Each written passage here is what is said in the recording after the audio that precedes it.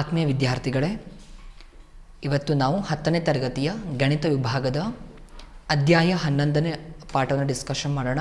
Topic ಹೆಸರು ಬಂದುಬಿಟ್ಟು ತ್ರಿಕೋನಮಿತಿಯ ಪ್ರಸ್ತಾವನೆ. ಸೊ ಇವಾಗ ತ್ರಿಕೋನಮಿತಿಯ ಪ್ರಸ್ತಾವನೆ ಇದು ಒಂದು ಕಾನ್ಸೆಪ್ಟ್ ಬಂದುಬಿಟ್ಟು ಇವಾಗ ಒಂದು ತ್ರಿಭುಜದ ಮೇಲೆ ಒಂದು ಸಂಬಂಧಪಟ್ಟಿರುವಂಥದ್ದು. ಇದು ಒಂದು ನಿಮಗೆ ಹೊಸ ಒಂದು ಕಾನ್ಸೆಪ್ಟ್ ಆಗಿರುತ್ತೆ, ಬಟ್ ತುಂಬ ಈಸಿ ಕಾನ್ಸೆಪ್ಟ್ ಆಗಿರುತ್ತೆ. ಹಾಗಾದರೆ ಇದು ಏನು ಅನ್ನುವಂಥನ ಫಸ್ಟ್ ತಿಳ್ಕೊಂಬಿಡೋಣ. ಇದು ಒಂದು ಅದನ್ನು ಇಂಗ್ಲೀಷಲ್ಲಿ ಟ್ರಿಗ್ನೋಮೆಟ್ರಿ ಅಂತ ಕರೀತಾರೆ. ಅಂದರೆ it is a branch of mathematics. ಅಂದರೆ ಇದು ಒಂದು ಗಣಿತದ ಒಂದು ಶಾಖೆಯಾಗಿದ್ದು, ಇದು ಒಂದು ಕೆಲವೊಂದು ಸೂತ್ರಗಳನ್ನು ಉಪಯೋಗಿಸ್ಕೊಂಡ್ಬಿಟ್ಟು ಅಥವಾ ಕೆಲವೊಂದು ರಿಲೇಷನ್ಸನ್ನು ಯೂಸ್ ಮಾಡ್ಕೊಂಡ್ಬಿಟ್ಟು ಯಾವುದೇ ಒಂದು ಆಬ್ಜೆಕ್ಟಿನ ಒಂದು ಹೈಟನ್ನು ಅಂದರೆ ಒಂದು ಅದರ ಎತ್ತರವನ್ನು ಮತ್ತು ದೂರವನ್ನು ಕಂಡುಹಿಡಲಿಕ್ಕೆ ಈಸಿ ಆಗುವಂಥದ್ದು. ಹಾಗಾದರೆ ತ್ರಿಕೋನಮಿತಿ ಅಂದರೆ ಏನು ಅಂತ ಫಸ್ಟು ನೋಡ್ಕೊಳ್ಳೋಣ. ಹಾಗಾದರೆ ನಾನು ಫಸ್ಟು ಇಂಗ್ಲೀಷ್ ವರ್ಡ್ ತೊಗೊಂಡ್ಬಿಟ್ಟು ಎಕ್ಸ್ಪ್ಲೇನ್ ಮಾಡ್ತೇನೆ. ಇದನ್ನು ಇಂಗ್ಲೀಷಲ್ಲಿ ಟ್ರಿಗ್ನೋಮೆಟ್ರಿ ಅಂತ ಕರೀತಾರೆ. ಅಂದರೆ ಅರ್ಥ, ಆ ಟ್ರಿಗ್ನೋಮೆಟ್ರಿ ವರ್ಡನ್ನು ನಾನು ಫಸ್ಟು ಸ್ಪ್ಲಿಟ್ಟಾಗಿ ಬರ್ಕೊಂಡ್ಬಿಡ್ತೇನೆ. ಅಂದರೆ ಟ್ರೈಗೋನೋಮೆಟ್ರಿ. ಸೊ ಟ್ರೈಗೋನೋಮೆಟ್ರಿ ಅದರ ಅರ್ಥ ಟ್ರೈ ಅಂದರೆ 3 ಅಂತ ಅರ್ಥ ಅಲ್ವಾ. ಸೊ ಟ್ರೈ ಅಂದರೆ 3, ಟ್ರೈ ಅಂದರೆ 3 ಅಂತ ಅರ್ಥ. ಸೊ ಗೋನೋ ಅಂದರೆ ಸೈಡ್, ಮೆಟ್ರಿ ಅಂದರೆ ಮೆಜರ್ಮೆಂಟ್ ಅಂದರೆ ಅದನ್ನು ಅಳತೆ ಮಾಡುವಂಥದ್ದು ಅಂತ ಅರ್ಥ ಕೊಡುತ್ತೆ. ಹಾಗಾದರೆ 3 ಸೈಡ್ ಇರುವಂಥ ಒಂದು ಜಿಯೋಮೆಟ್ರಿಕಲ್ ಫಿಗರ್ ಯಾವುದು? ಟ್ರಯಾಂಗಲ್. ಅಂದರೆ ಅರ್ಥ ತ್ರಿಭುಜ ಅಲ್ವಾ. ಹಾಗಾದರೆ ಟೋಟಲ್ ಆಗಿ ನಾವು ಏನಂತ ಹೇಳ್ಬೋದು, ಈ ಟ್ರಿಗ್ನೋಮೆಟ್ರಿ ಅನ್ನುವಂಥದ್ದು ತ್ರಿಭುಜಕ್ಕೆ ಸಂಬಂಧಪಟ್ಟಿರುವಂಥದ್ದು, ಅಂದರೆ ತ್ರಿಭುಜದ ಅಳತೆಯನ್ನು ಸಂಬಂಧಪಟ್ಟಿರುವಂಥದ್ದು ಅಂತ ಹೇಳಲಿಕ್ಕೆ ಈಸಿ ಆಗುತ್ತೆ.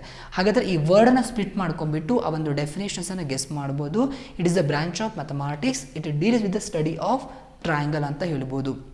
ಅದು ನೀವು ಕ್ಲಿಯರಾಗಿ ಹೇಳಬೇಕು ಅಂತ ಹೇಳಿದರೆ, ಹಾಗಾದರೆ ಟ್ರಯಾಂಗಲ್ ಅಂತ ಹೇಳಿದ ತಕ್ಷಣ ನಮಗೆ ಖಾಲಿ ಸೈಡ್ ಮಾತ್ರ ಇರಲ್ಲ, ಹಾಗಾದರೆ ಆ್ಯಂಗಲ್ಸ್ ಕೂಡ ಇರುತ್ತಲ್ವ. ಅಂದರೆ ಯಾವುದೇ ಒಂದು ನೀವು ಟ್ರಯಾಂಗಲ್ ಕನ್ಸಿಡರ್ ಮಾಡಿದರೆ 3 ಸೈಡ್, 3 ಬಾಹುಗಳು ಮತ್ತು 3 ಕೋನಗಳು ಇರುತ್ತಲ್ವ. ಹಾಗಾದರೆ ಟೋಟಲ್ ಆಗಿ ಈ ಒಂದು ತ್ರಿಕೋನಮಿತಿ ಏನಂತ ಹೇಳ್ಬೋದು ಅಂತ ಹೇಳಿದರೆ, ತ್ರಿಕೋನಮಿತಿ ಅಂದರೆ ತ್ರಿಭುಜದ ಬಾಹುಗಳು ಮತ್ತು ಅವುಗಳ ಕೋನಗಳ ನಡುವಿನ ಸಂಬಂಧ. ಸೊ ಬಾಹುಗಳು ಮತ್ತು ಅವುಗಳ ಕೋನವಿನ ನಡುವಿನ ಸಂಬಂಧವನ್ನು ಒಂದು ಸ್ಟಡಿ ಮಾಡುವಂಥ ಒಂದು ಬ್ರಾಂಚ್ ಆಫ್ ಮ್ಯಾಥಮ್ಯಾಟಿಕ್ಸ್ ಏನಂತ ಕರಿತೀವಿ? ಟ್ರಿಗ್ನೋಮೆಟ್ರಿ ಅಥವಾ ಈ ಒಂದು ತ್ರಿಕೋನಮಿತಿಯ ಪ್ರಸ್ತಾವನೆ ಅಂತ ಕರೀತಾರೆ. ಹಾಗಾದರೆ ನಾನು ಆಲ್ರೆಡಿ ಇವಾಗ ಒಂದು ಕಾನ್ಸೆಪ್ಟ್ ಹೇಳಿದ್ದೇನೆ. ಈ ಟಾಪಿಕ್ ಇವಾಗ ಬಂದುಬಿಟ್ಟು ಯಾವ್ದು ಮೇಲೆ ಡಿಪೆಂಡ್ ಆಗಿದೆ?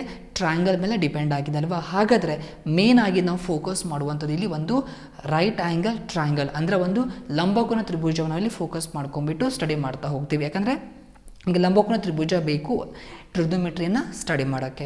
ಹಾಗಾದರೆ ಇವಾಗ ನಾನು ಒಂದು ಲಂಬಕೋನ ತ್ರಿಭುಜ ತೊಗೊಂಡಿದ್ದೇನೆ, ಅದಕ್ಕೊಂದು ಹೆಸರು ಕೂಡ ಕೊಟ್ಟಿದ್ದೇನೆ, ABC ಅಂತ ಹೇಳಿಬಿಟ್ಟು.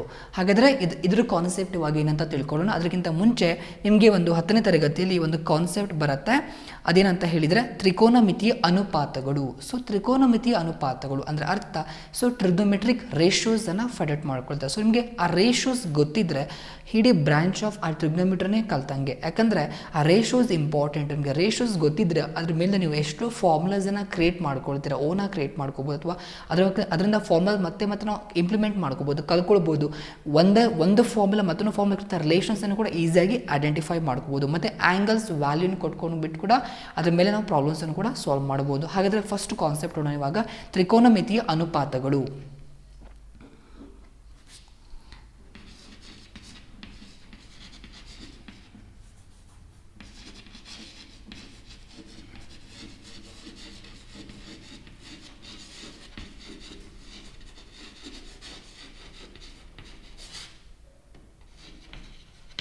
ಸೊ ತ್ರಿಕೋನಮಿತಿಯ ಅನುಪಾತಗಳು ಅಂದರೆ ಟ್ರಿಗ್ನೋಮೆಟ್ರಿಕ್ ರೇಷಿಯೋಸನ್ನು ಫಸ್ಟು ಫೈಂಡ್ ಮಾಡ್ಕೊಳ್ಳೋಣ.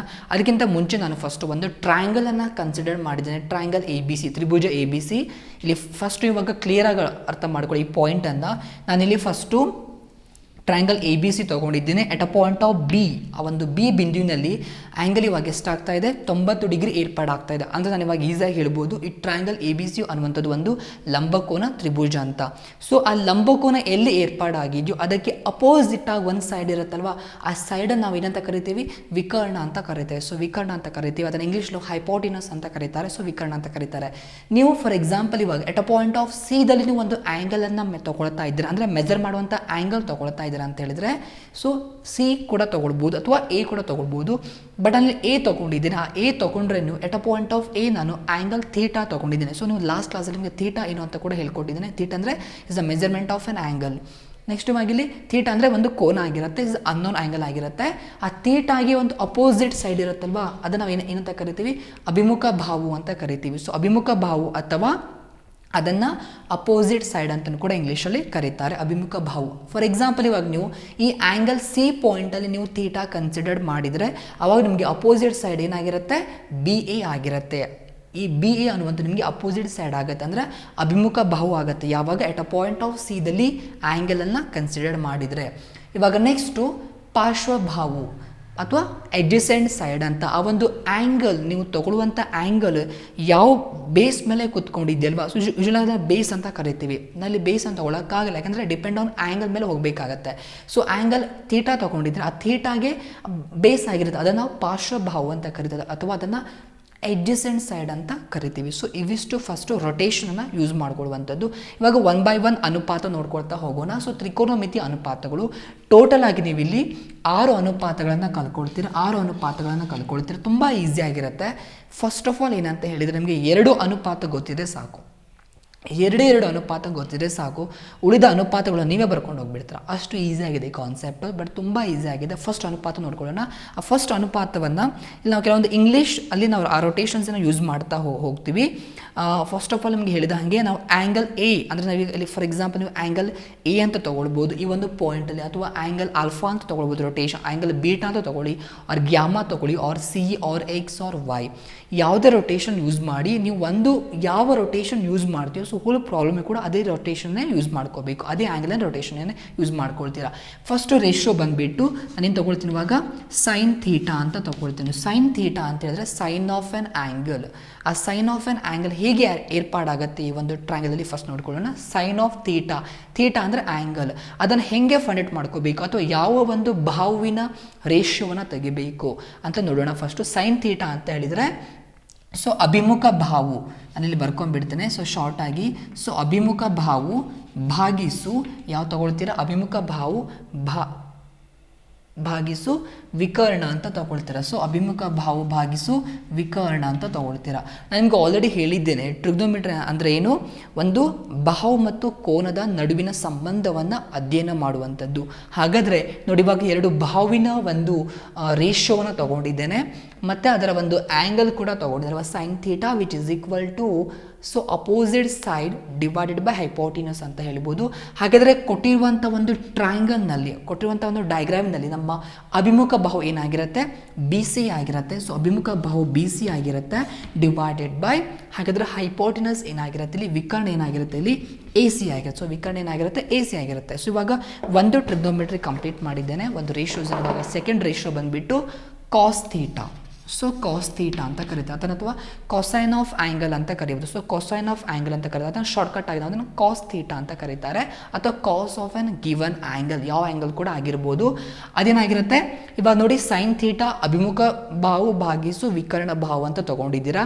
ಹಾಗಾದರೆ ಕಾಸ್ ಥೀಟಾ ಏನಾಗುತ್ತೆ ಪಾರ್ಶ್ವಬಾಹು, ಸೊ ಪಾರ್ಶ್ವಬಾಹು ಡಿವೈಡೆಡ್ ಬೈ ವಿಕರ್ಣ. ಸೊ ಪಾರ್ಶ್ವಬಾಹು ಡಿವೈಡೆಡ್ ಬೈ ವಿಕರ್ಣ ಅಂತ ತೊಗೊಳ್ತೀರಾ. ಸೊ ಪಾರ್ಶ್ವಬಾಹು ಡಿವೈಡೆಡ್ ಬೈ ವಿಕರ್ಣ ತೊಗೊಳ್ತೀರಾ. ಹಾಗಾದರೆ ಕೊಟ್ಟಿರುವಂಥ ಡಯಾಗ್ರಾಮ್ನಲ್ಲಿ ಪಾರ್ಶ್ವಬಾಹು ಏನಾಗಿರುತ್ತೆ ಅಂದರೆ is the adjacent side divided by hypotenuse ತೊಗೊಳ್ತೀರಾ. ಅಡ್ಜಸೆಂಟ್ ಸೈಡ್ ಏನಾಗಿರುತ್ತೆ B A divided by A C ಅಂತ ತೊಗೊಳ್ತೀರಾ. ಸೊ ಇವಾಗ ಇದು ಎರಡೇ ಗೊತ್ತಿದೆ ಸಾಕು, ಉಳಿದವುಗಳನ್ನು ಈಸಿಯಾಗಿ ಬರ್ಕೊಂಡು ಹೋಗ್ತೀರಾ, ತುಂಬ ಸಿಂಪಲ್ ಆಗಿರುತ್ತೆ.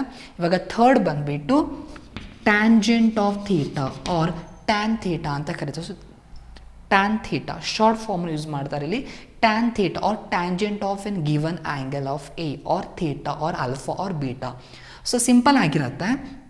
ನಿಮಗೆ ಇವಾಗ ಈ 2 ರೇಷಿಯೋ ಗೊತ್ತಿದ್ರೆ ಸಾಕು, ಉಳಿದ 4 ರೇಷಿಯೋಸ್ ಅಂದರೆ ಉಳಿದ 4 ಅನುಪಾತಗಳು ನೀವೇ ಬರ್ಕೊಂಡು ಹೋಗ್ಬೋದು. ಯಾಕಂದರೆ ಟ್ಯಾನ್ ಥೀಟಾ ಫಾರ್ಮುಲಾ ಬರುತ್ತೆ, tan theta which is equal to so sine theta divided by cos theta ಅಂತ ತೊಗೊಳ್ತೀರಾ. ಅಂದರೆ ಟ್ಯಾನ್ ಥೀಟಾ ಹೇಗೆ ಏರ್ಪಾಡಾಗುತ್ತೆ ಅಂತ ಹೇಳಿದರೆ sine theta divided by cos ಥೀಟಾವನ್ನು ಡಿವೈಡ್ ಮಾಡಿದರೆ ನಿಮ್ಗೆ ಏನು ಸಿಗುತ್ತೆ, ಟ್ಯಾನ್ ಥೀಟಾ ಸಿಕ್ಬಿಡತ್ತೆ. ಇವಾಗ ನಮ್ಗೆ ಆಲ್ರೆಡಿ ಗೊತ್ತಿದೆ ಸೈನ್ ಥೀಟಾ ಅಂದರೆ ಏನು, ಕಾಸ್ ಥೀಟಾ ಅಂದರೆ ಏನು ಅಂತ ಗೊತ್ತಿಲ್ವಾ. ಸೊ ಸೈನ್ ಥೀಟಾ ಅಂದರೆ ಏನು ಆಗಿಲ್ಲಿ ಅಭಿಮುಖ ಬಾಹು ಭಾಗಿಸು ವಿಕರ್ಣ. ನಾನು ಡೈರೆಕ್ಟಾಗಿ ಬರ್ಕೊಂಡ್ಬಿಡ್ತೇನೆ ಕೊಟ್ಟಿರುವಂಥ ಡಯಾಗ್ರಾಮಲ್ಲಿ. So B C divided by A C again whole divided by, so cos theta ಇವಾಗ ಏನಾಗುತ್ತೆ B A divided by, so B A divided by A C ಆಗಿಬಿಡತ್ತಲ್ವ. So B A divided by ಏನಾಗುತ್ತೆ ಎ ಸಿ ಆಗಿಬಿಡತ್ತೆ. ಹಾಗಾದರೆ next ಇವಾಗಿಲ್ಲಿ ಈ 2 A C ಏನಾಗುತ್ತೆ ಇಲ್ಲಿ cancel ಆಗುತ್ತೆ, ಉಳ್ಕೊಂಡಿರುವಂಥದ್ದು so B C divided by B A. ಹಾಗಾದರೆ ಬಿ ಸಿ ಬೈ ಬಿ ಅಂದರೆ ಅರ್ಥ ಏನು? ಬಿ ಸಿ ಕೊಟ್ಟಿರುವಂಥ ಡಯಾಗ್ರಾಮಿನಲ್ಲಿ with respect to angle theta, so ಅಭಿಮುಖ ಬಾಹು ಭಾಗಿಸು ಸೊ ಪಾರ್ಶ್ವ ಬಾಹು, ಸೊ ಅಭಿಮುಖ ಬಾಹು ಭಾಗಿಸು ಪಾರ್ಶ್ವ ಬಾಹು ಆಗಿಬಿಡುತ್ತೆ. ಸೊ ಸಿಂಪಲ್ ಆಗಿ ಇವಾಗ ಟ್ಯಾನ್ ಥೀಟಾ ಕೊಟ್ಟರೆ ಅಭಿಮುಖ ಬಾಹು ಭಾಗಿಸು ಪಾರ್ಶ್ವ ಬಾಹು ಅಥವಾ sine theta divided by cos theta ಅಂತ ಹೇಳ್ತೀರಾ. ಸೊ ನೆಕ್ಸ್ಟ್ ಕಾನ್ಸೆಪ್ಟ್ ಬಂದ್ಬಿಟ್ಟು ಇವಾಗ ಕಾಟ್ ಥೀಟಾ ತೊಗೊಂಡ್ಬಿಡ್ತೀನಿ. So cotangent of an angle theta ಅಥವಾ ಕಾಟ್ ಥೀಟಾ ತೊಗೊಳ್ತೀನಿ. ಈ ಕಾಟ್ ಥೀಟಾ ಏನಾಗಿರುತ್ತೆ is a reciprocal of tan theta ಅಥವಾ ಒಂದು ಟ್ಯಾನ್ ಥೀಟಾದ ರೆಸಿಪ್ರೋಕಲ್ ಆಗಿರುತ್ತೆ ಅಂತ ಹೇಳ್ಬೋದು, ಅಥವಾ ಇನ್ವರ್ಸ್ ಅಂತಲೂ ಕೂಡ ಹೇಳ್ಬೋದು. ಕಾಟ್ ಥೀಟಾ ಏನಾಗುತ್ತೆ 1 divided by tan theta, 1 divided by tan theta ಆಗಿರುತ್ತೆ. ಹಾಗಾದ್ರೆ ಇವಾಗ ಟ್ಯಾನ್ ಥೀಟಾ ಅಂದರೆ ಮೀನಿಂಗ್ ಆಲ್ರೆಡಿ ಗೊತ್ತಿದೆ ನಮ್ಮ ಹತ್ರ ಇವಾಗ ಏನು, ಅಥವಾ ಈ ಥರ ಬರ್ಕೊಳ್ಬೋದು ಟ್ಯಾನ್ ಥೀಟಾ ಅಂತ ಹೇಳಿದ್ರೆ so 1 by of sine theta by of cos theta ಅಂತ ಬರ್ಕೊಳ್ತೀರಾ.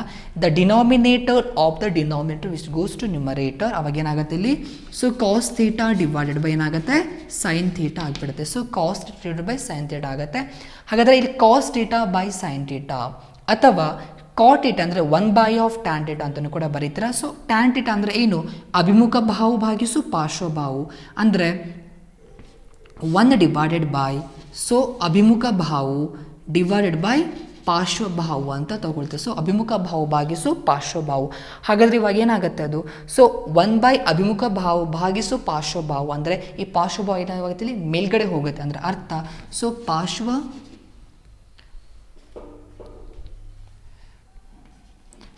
ಬಾಹು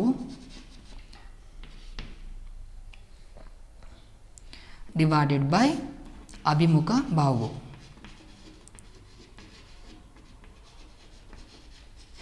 ಸಾರಿ ಇಲ್ಲಿ ಪಾರ್ಶ್ವ ಬಾಹು. ಓಕೆ, ಇಲ್ಲೂ ಕೂಡ ಪಾರ್ಶ್ವ ಬಾಹು. ಓಕೆ, ನೆಕ್ಸ್ಟ್ ಇವಾಗ ಪಾರ್ಶ್ವ ಬಾಹು ಡಿವೈಡೆಡ್ ಬೈ ಅಭಿಮುಖ ಬಾಹು ಆಗುತ್ತೆ. ಹಾಗಾದರೆ ಇಲ್ಲಿ ಎಡ್ಜಸೆಂಟ್ ಸೈಡ್ ಡಿವೈಡೆಡ್ ಬೈ ಅಭಿಮುಖ ಬಾಹು ಅಂತ ಹೇಳಿದ್ರೆ ಅಪೋಸಿಟ್ ಸೈಡ್ ಆಗುತ್ತೆ. ಹಾಗಾದರೆ ಎಡ್ಜಸೆಂಟ್ ಸೈಡ್ ಇವಾಗ ಏನಾಗುತ್ತೆ ಇಲ್ಲಿ so B A divided by so B C ಆಗುತ್ತೆ. So B A divided by B C ಇದು ನಿಮ್ಮ cot theta. So cot theta ಗೊತ್ತಾಯ್ತು. ಹಾಗಾದರೆ ಟ್ಯಾನ್ ಥೀಟಾ ಗೊತ್ತಿದ್ರೆ ಕಾಟ್ ಥೀಟಾನ ಈಸಿಯಾಗಿ ಬರ್ಕೊಳ್ತೀರಾ. ಸೊ ಇವಾಗ ನೆಕ್ಸ್ಟ್ ಯಾವ್ದು ಬರುತ್ತೆ ಸಿಂಪಲ್ ಆಗಿರುವಂಥದ್ದು ಸಿಕೆಂಡ್ ಥೀಟಾ ಅಂತ ಕರೆ. ಸೊ ಸಿಕೆಂಡ್ ಥೀಟಾ ಮತ್ತು ಕಾಸೆಕ್ ಥೀಟಾ ಅಂತ ಬರುತ್ತೆ. ಸೊ ಅದ್ರ ಬಗ್ಗೆ ಇವಾಗ ಡಿಸ್ಕಷನ್ ಮಾಡೋಣ. ಹಾಗಾದರೆ ಫಸ್ಟು ಕಾಸೆಕ್ ಥೀಟಾ ಏನಂತ ಫಸ್ಟ್ ನೋಡ್ಕೊಬರೋಣ. ಸೊ ಕಾಸೆಕ್ ಥೀಟಾ ಸಿಂಪಲ್ ಆಗಿರುತ್ತೆ. So 1 divided by sine theta ಅಂತ ಕರೀತಾರೆ. So 1 by sine theta. ಹಾಗಾದರೆ ಸೈನ್ ಥೀಟಾ ಅಂದರೆ ಏನು? ಅಭಿಮುಖ ಬಾಹು ಭಾಗಿಸು ವಿಕರ್ಣ. ಅದರ ರೆಸಿಪ್ರೋಕಲ್ ಏನಾಗುತ್ತೆ ವಿಕರ್ಣ ಭಾಗಿಸು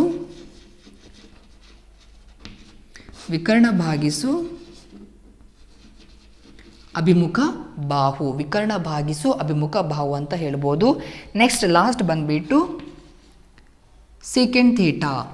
ಸೊ ಸೀಕೆಂಡ್ ಥೀಟಾದ ಫಾರ್ಮುಲಾ ಏನಾಗುತ್ತೆ ಇವಾಗ ಸೊ ಕಾಸೆಕ್ ಥೀಟಾ ಅಂದರೆ 1 ಬೈ ಕಾಸ್ ಥೀಟಾ. ಹಾಗಾದರೆ ಸೀಕೆಂಡ್ ಥೀಟಾ ಅಂದರೆ ಏನಾಗುತ್ತೆ ಕಾಸೆಕ್ ಥೀಟಾ ಅಂದರೆ 1 ಬೈ ಸೈನ್ ಥೀಟಾ. ಹಾಗಾದರೆ ಸೀಕೆಂಡ್ ಥೀಟಾ ಅಂದರೆ ಏನಾಗುತ್ತೆ 1 ಬೈ ಕಾಸ್ ಥೀಟಾ ಅಂತ ಹೇಳ್ತೀರಾ. So 1 by cos theta. ಹಾಗಾದರೆ ಕಾಸ್ ಥೀಟಾ ಅಂದರೆ ಏನಾಗಿರುತ್ತೆ ಪಾರ್ಶ್ವ ಬಾಹು ಭಾಗಿಸು ವಿಕರ್ಣ. ಹಾಗೆ ಅದರ ರೆಸಿಪ್ರೋಕಲ್ ಏನಾಗುತ್ತೆ ಇಲ್ಲಿ ವಿಕರ್ಣ ಭಾಗಿಸು ಪಾರ್ಶ್ವ ಬಾಹು ಅಥವಾ hypotenuse divided by adjacent side ಅಂತ ಹೇಳ್ತಾರೆ. ಸೊ ಇವಿಷ್ಟು ಈ ಟ್ರಿಗ್ನೋಮೆಟ್ರಿಕ್ ರೇಷಿಯೋಸ್ ಅಥವಾ ಒಂದು ತ್ರಿಕೋನಮಿತಿ ಅನುಪಾತ ಅಂತ ಕರಿಬೋದು. ಇಲ್ಲಿ 6 ಅನುಪಾತಗಳು ಬರುತ್ತೆ, ತುಂಬ ಬಹಳ ಮುಖ್ಯವಾಗಿರುವಂಥ. ಯಾಕಂದರೆ ನಿಮ್ಗೆ ಇದಿಷ್ಟು ಗೊತ್ತಿದ್ರೆ ಮಾತ್ರ ಈ ಚಾಪ್ಟರ್ನ ಈಸಿಯಾಗಿ ಕಲ್ಕೊಳ್ಳಿಕ್ಕಾಗತ್ತೆ. ಆಲ್ರೆಡಿ ನಾನು ಫಸ್ಟ್ ಹೇಳಿದಾಗೆ ಫಸ್ಟ್ ಈ 2 ಗೊತ್ತಿದೆ ಸಾಕು. Sine theta by cost. Sign theta ಅಂದರೆ ಏನು? ಸೊ ಅಭಿಮುಖ ಬಾಹು ಭಾಗಿಸು ವಿಕರ್ಣ. ಸೊ ಕಾಸ್ ಥೀಟಾ ಅಂದರೆ ಏನು? ಪಾರ್ಶ್ವ ಬಾಹು ಭಾಗಿಸು ವಿಕರ್ಣ. ಇದೆರಡು ಗೊತ್ತಿದೆ ಸಾಕು. Sine theta which is equal to opposite by hypotenuse, cos theta equal adjacent divided by hypotenuse. ಎರಡು ಗೊತ್ತಿದ್ರೆ ಟ್ಯಾನ್ ಥೀಟಾ ಫಾರ್ಮುಲಾ ಏನು? Sine theta by cos theta. ಹಾಗಾದರೆ ಕಾಟ್ ಥೀಟಾ ಅಂದರೆ 1 by tan theta. Next cosec theta which is equal 1 by sine theta. Then secant theta which is equal 1 by cos theta. So ಇವಿಷ್ಟು ಗೊತ್ತಿದ್ರೆ ಈಸಿಯಾಗಿ ಬೇರೆ ಒಂದು ತ್ರಿಕೋನಮಿತಿ ಎಲ್ಲ ಒಂದು ತ್ರಿಕೋನಮಿತಿಯ ಅನುಪಾತಗಳನ್ನು ಈಸಿಯಾಗಿ ಬರೀಬೋದು.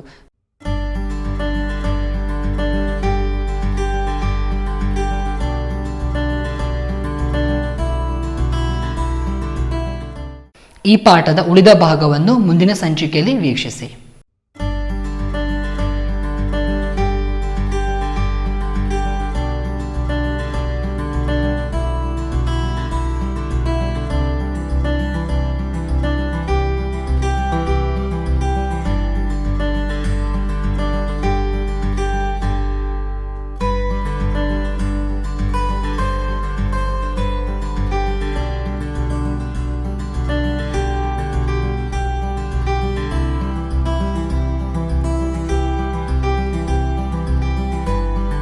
ಆತ್ಮೀಯ ವಿದ್ಯಾರ್ಥಿಗಳೇ, ಇವಾಗ ಆಲ್ರೆಡಿ ಇವಾಗ ಕಲ್ತ್ಕೊಂಡಿದ್ದೀರಲ್ವಾ, ತ್ರಿಕೋನಮಿತಿಯ ಅನುಪಾತಗಳನ್ನು ಕಲ್ತ್ಕೊಂಡಿದ್ದೀರಾ ಅಲ್ವಾ.